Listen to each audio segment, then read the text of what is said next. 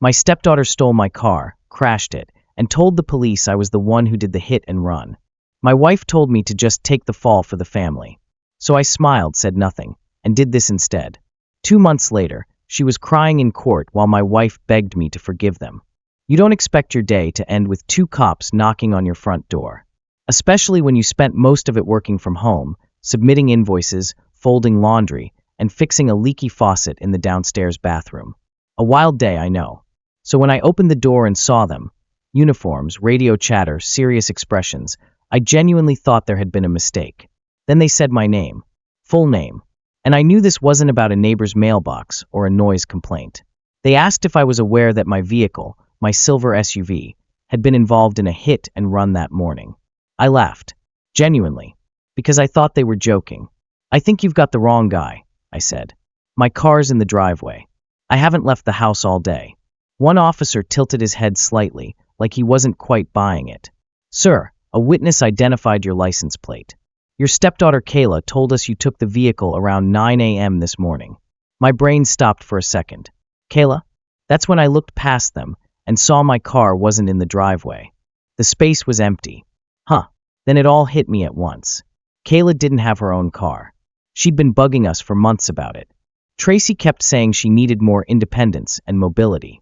I'd offered to help with driving lessons. Kayla said that was controlling.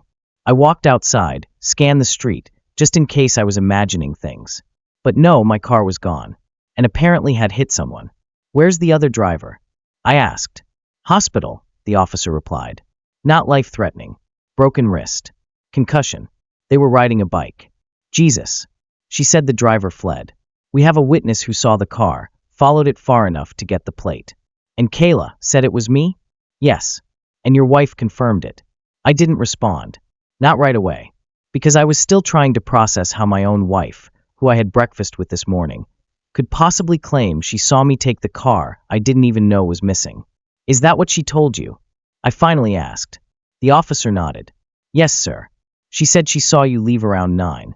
And Kayla mentioned you were upset before leaving. She also said you may have had an argument, and, he hesitated, that you may have struck her. There it was. I must have blinked about 20 times. Because surely I was hallucinating. There was no way, absolutely no way, Tracy would go along with something like this. She was there. In the same house. She knew I never left. And Kayla? Kayla was smart. Manipulative, yes, but she wasn't stupid. If this was a lie, it was a dangerous one. I didn't hit her, I said. I haven't touched her. And I definitely didn't take that car anywhere today. Would you be willing to come with us for questioning? I agreed. Of course I did. Because I wasn't guilty, and I figured that meant the truth would sort itself out. Cute thought. They let me ride in the back, not cuffed, but the look my neighbor gave me as they shut the door? That's the kind of thing that sticks with you. At the station, I asked for my lawyer. Not because I had anything to hide, but because clearly I was living in a world where logic had taken a sick day.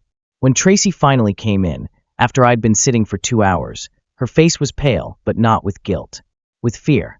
Not fear that I'd been wrongly accused. Not fear for the cyclist who'd been hit. Fear that the situation might affect Kayla's college applications. I'm sorry, she said, sitting across from me. But Kayla's already so scared. She panicked. She said you'd be the one to handle it best. She said what? I asked, almost laughing. She said you'd know how to fix it. That you'd take care of it for the family. I stared at her. You know I didn't take the car. You were with me all morning. She swallowed. Yes. But it's different now. There's a police report. And the bruise. That stopped me cold. What bruise? She has a bruise on her arm from the crash, Tracy said. She told them you grabbed her during an argument and stormed out after hitting her. So, let me get this straight, I said slowly. Your daughter steals my car, crashes it, flees the scene, and then tells the police I was the one driving. And you, my wife, who could be my alibi, chose to back her story up and imply that I'm violent. Tracy flinched. It's just until we figure it out. There's nothing to figure out, I said. She lied. And you lied with her. She's scared. She made a mistake. I looked her dead in the eye. So did you. She reached for my hand across the table. Please, just take the blame for now. We'll fix it later. I pulled my hand away. Slowly. Calmly. That's when I stopped talking. I smiled. Just a little. Because the thing about being betrayed is that it clarifies things. It tells you who's in your corner and who's willing to burn you alive for someone else's mistake. They wanted me to take the fall. Sure, but not in the way they expected. It's funny. If someone had asked me 6 years ago whether I wanted kids, I probably would have shrugged and said something vague like, if it happens, it happens. That's the kind of thing you say in your 30s when you haven't ruled it out, but haven't exactly put it on your vision board either. Then I met Tracy. She was smart, confident, funny in this dry, slightly ruthless way. She also had a 13-year-old daughter named Kayla who looked through me like I was a substitute teacher who didn't know how to work the projector. On our second date, Tracy told me she wasn't looking for a father for her kid, just a partner who could handle things without getting weird. I laughed. I'm great at not getting weird, I said, which in hindsight is one of the weirdest things a person could say. But somehow we worked. 6 months later, I was helping Kayla with algebra homework while Tracy fell asleep on the couch mid-documentary. I made pancakes on weekends, drove Kayla to volleyball practice, learned what a TikTok dance was, briefly regretted it, and slowly started to carve out a place in their life. I never expected her to call me dad. I wasn't trying to replace anyone. Her biological dad was still around in that way distant satellites are, technically present, just not in any way that helps your GPS function. But I showed up. Every day. I paid for braces, school clothes, the phone she shattered twice in one semester.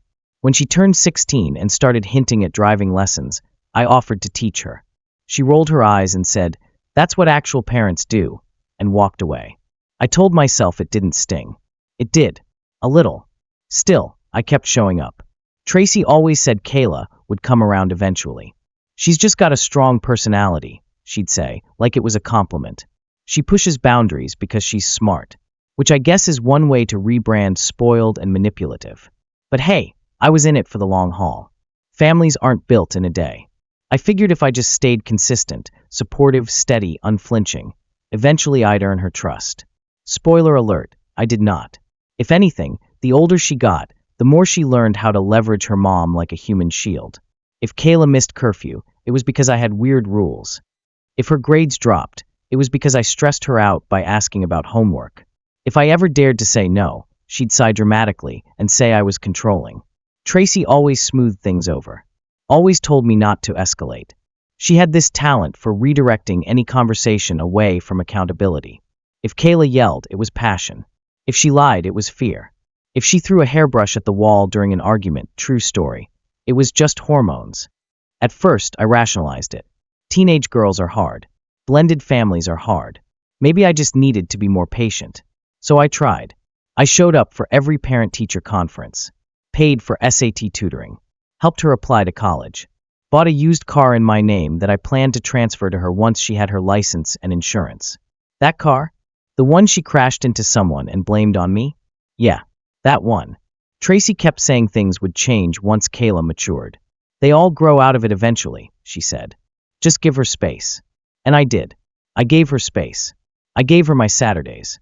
I gave her my car. I gave her everything short of a direct deposit. And in return, she tried to frame me for a felony. I've spent weeks thinking about that moment, Tracy sitting across from me, wringing her hands like she was the victim, saying, she's scared.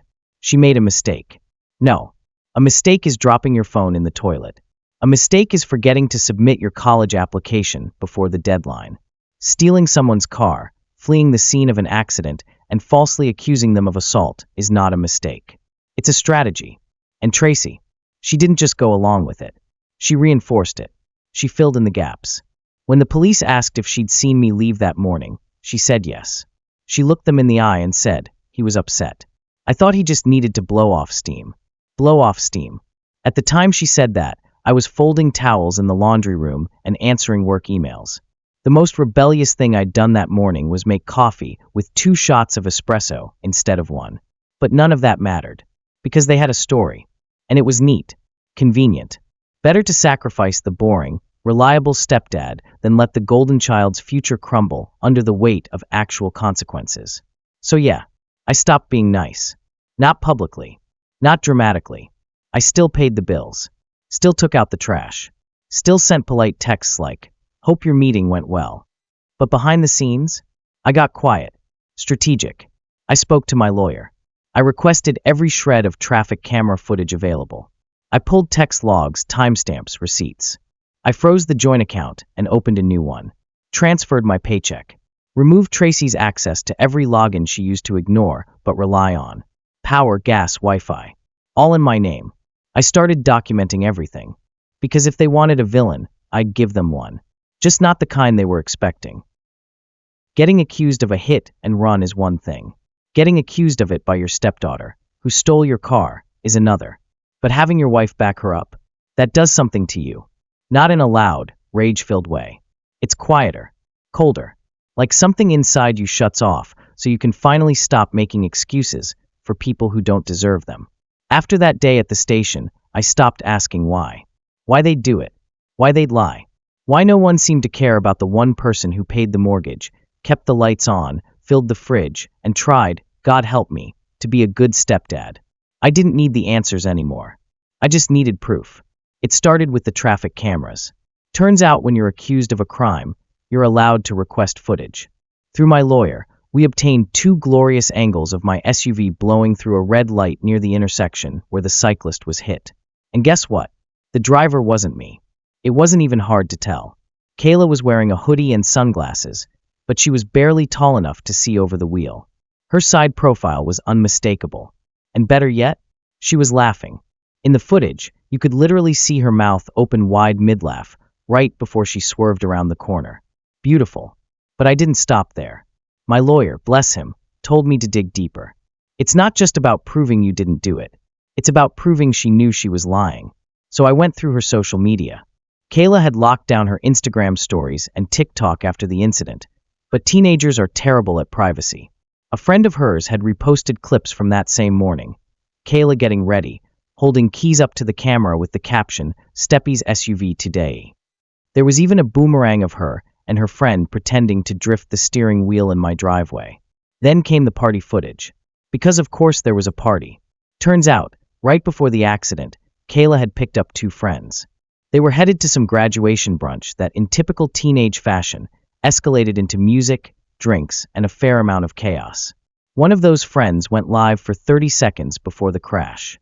Just long enough to capture Kayla singing along to a song while driving, flipping the camera to show the road, and the red light she sped through. After the crash, they panicked. The friend deleted the video. But nothing is ever really deleted. Another person screen recorded it, sent it to someone, who sent it to someone else. And eventually, it landed in my inbox with a subject line that just said, "Thought you should see this." Oh, I did. Meanwhile, back at home, Tracy and Kayla were still pretending everything was tense but salvageable. Kayla stayed in her room, milking the bruise on her arm like it was a war injury. Tracy tiptoed around me like I was a dangerous animal. She even had the nerve to say, "You know, if you'd just gone along with it, things wouldn't be so uncomfortable now." Uncomfortable? You falsely accuse me of felony assault and vehicular hit and run, and I'm the reason dinner's awkward? But I smiled, nodded, said, "You're right. I've been selfish." That night, I finished backing up all the evidence, copied the video files, time-stamped every photo and post. I handed everything over to my lawyer, who handed it to the detective assigned to the case. It only took 3 days. 3 days before I was officially cleared. 3 days before the charges against me were dropped, and fresh ones were filed against Kayla. Hit and run. Filing a false police report. Driving without a license, because, surprise, hers was suspended from a speeding ticket I didn't know about. And Tracy, she wasn't off the hook either. She'd submitted a false statement, lied about my whereabouts, backed up a claim she knew was fabricated. The word obstruction got thrown around. When the police showed up at the house again, this time to question them, Tracy looked like she'd seen a ghost. "What did you do?" she asked me, eyes wide. I sipped my coffee. "You mean, what did you do?" She followed me into the kitchen like I owed her an explanation.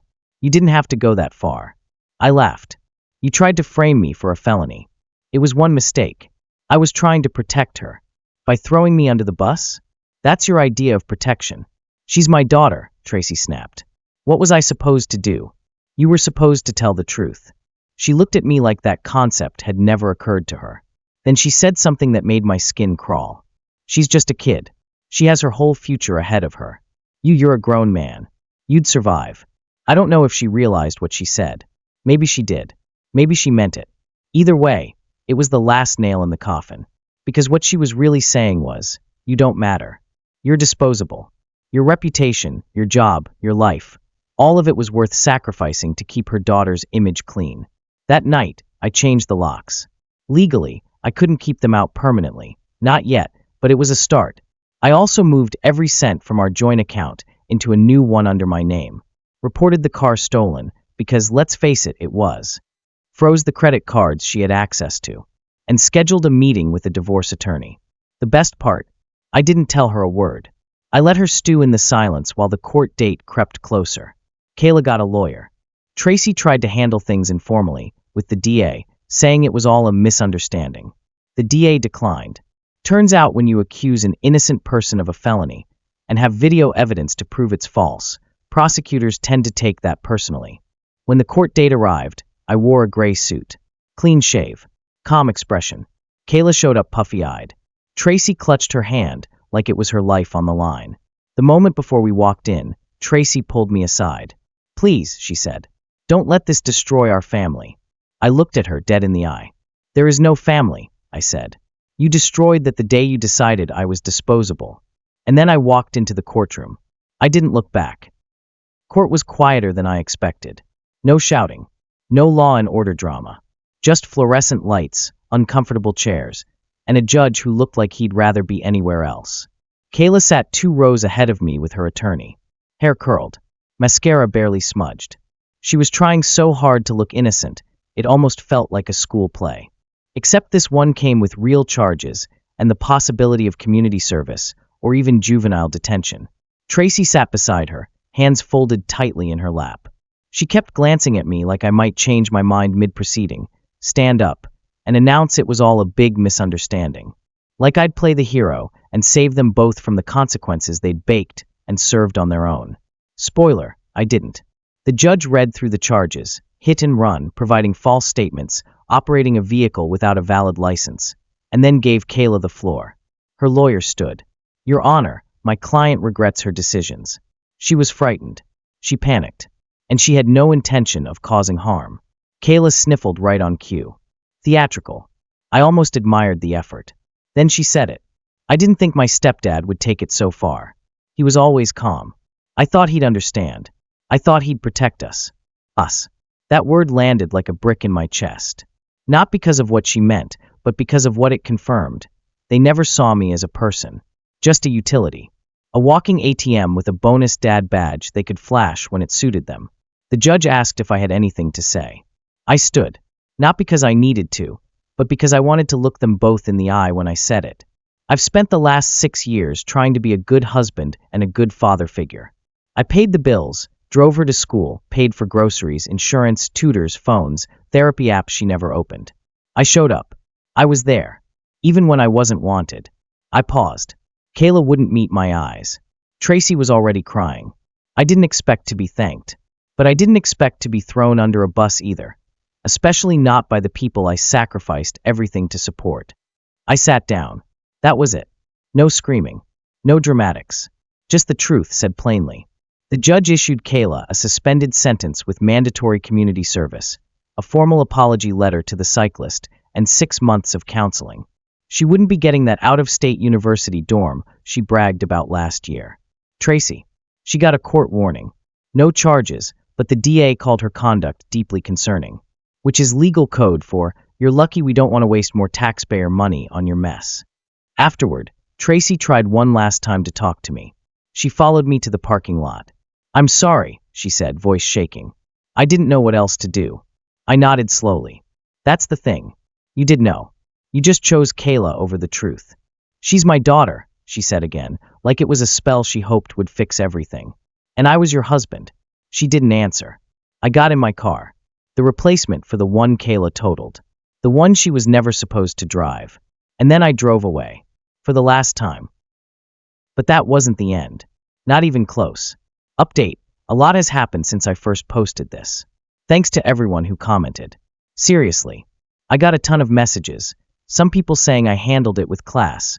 Others telling me I should have gone scorched earth. A few said I was cold. A few called me a monster who ruined a teenage girl's life. To be honest, I wasn't planning on saying anything else. But after everything that's happened, I figured a little closure wouldn't hurt. So here's the update. First of all, I did not give them the house. Why would I? I paid the down payment. I handled the mortgage every month. It was always in my name. Tracy was never on the deed. She contributed to exactly 0% of the bills. And after accusing me of a felony, it felt generous enough that I didn't sue her for defamation or obstruction. So I kept the house. I gave her 30 days to move out. 45, if she could prove she had nowhere to go. She moved out in 29. Kayla, too. Turns out they didn't have anywhere else to go because, shocker, they were entirely financially dependent on me. No jobs. No savings. No backup plan. Tracy had gotten used to living on what she called a blended budget, which is a cute way of saying my income. She worked part-time for a friend's boutique, mostly to get discounts on clothes she already didn't need. Kayla was still between decisions about college and working on a gap year to explore personal growth, which apparently translated to laying around the house and asking for DoorDash money. So when I took the house back and cut off their access to the accounts, reality hit fast. Tracy had to move in with her sister temporarily. Kayla ended up on a friend's couch. I heard through the grapevine that Kayla started working at a local cafe. I resisted the urge to stop by. Barely. Tracy tried getting her boutique friend to give her more hours, but once word got out about what she and Kayla did, filing a false report, trying to frame someone for a hit and run, her social circle went quiet. Apparently, framing your spouse doesn't pair well with wine nights and Pilates class. Even her best friend, who used to call me such a solid guy at every dinner party, ghosted her. Completely. I didn't need revenge. They ruined themselves. Their lives got harder in slow, humiliating ways. The kind where the car gets repossessed because you forgot it wasn't magically paid off. The kind where the phone plan gets shut off because it was under my name. The kind where you have to reapply for health insurance and realize you've never filled out that kind of paperwork on your own. I heard Kayla dropped out of her court-mandated therapy, then got ordered back in or faced more community service. I'm guessing self-reflection isn't her strong suit. As for me, I still live in the house. It's quiet now. Peaceful. I redid the office, got a new dog, picked up cycling again. My neighbors, yes, the same ones who saw me escorted to a police car, stopped avoiding me after they found out the truth. One even brought over a bottle of whiskey and said, "You handled that better than I would have." And no, I'm not bitter. I'm just done. I gave that family everything. Time, money, patience, love. And when it came time for them to choose between protecting me and protecting a lie, they chose the lie. Without hesitation. So I walked away with my name cleared, my head high, and a mortgage I now pay happily, knowing no one else is secretly planning my downfall in the guest room. Like I said before, some people still think I went too far. That I ruined a young girl's future over a moment of panic. Maybe they're right. Maybe I am the bad guy. What do you think? Leave a comment below.